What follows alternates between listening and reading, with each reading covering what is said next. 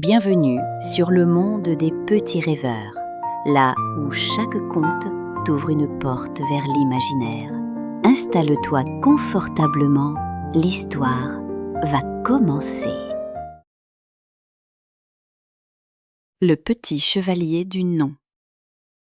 Son prénom était Théodore, mais tout le monde l'appelait Théo. Il rêvait de devenir chevalier. Il avait déjà une armure un peu trop grande, un bouclier rond comme une crêpe et une épée en bois fabriquée par son grand-père. Mais Théo avait une particularité qui agaçait beaucoup de monde. Il disait tout le temps « non ». À la soupe, il disait « non ». Pour ranger sa chambre, il disait « non ». Même pour jouer avec les autres enfants, il disait « non ». Les adultes secouaient la tête, les amis le trouvaient têtu. Mais Théo, lui, savait une chose. Dire non, c'était important. C'était une façon de choisir. Un matin, les cloches sonnèrent à toute volée. Sur la grande place, le roi Aldéric, en cape violette, fit une annonce grave. « Peuple de Luminor, un terrible dragon approche. Il s'appelle Obéior. Il veut que chacun obéisse sans jamais dire non. Sinon, il détruira nos terres. » Les villageois tremblaient. On dit qu'Obéior avait des écailles noires comme la nuit et des yeux rouges qui hypnotisaient.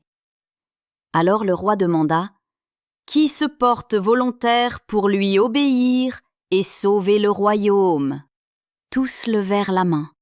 Tous, sauf Théo. Non! Le silence tomba sur la place. « Comment oses-tu » s'écria le roi. « Parce que si on dit toujours oui, on n'est plus libre, » répondit Théo. « Moi je préfère dire non, surtout au dragon. » La foule éclata de rire, mais dans le regard du roi, il y avait déjà une inquiétude. Le soir, Théo s'éloigna, vexé.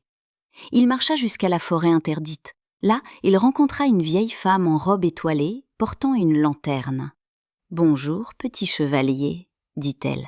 « J'ai entendu ton nom.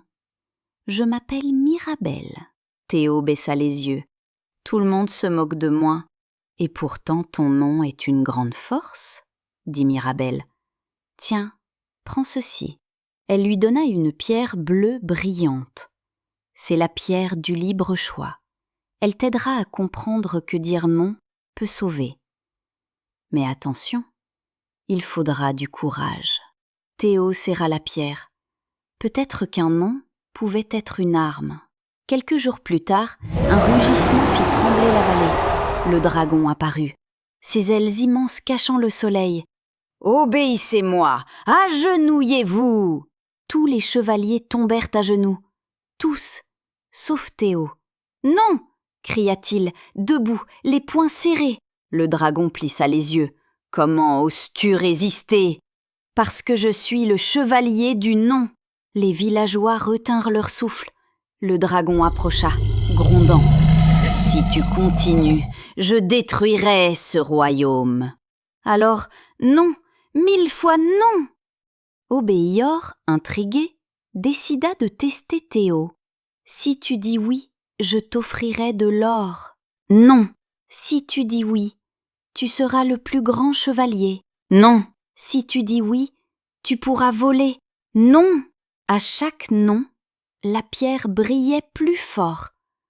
Le dragon murmura alors « Si tu dis non encore une fois, j'attaquerai ta famille. » Le cœur de Théo se serra, mais il comprit que céder, c'était donner le pouvoir au dragon.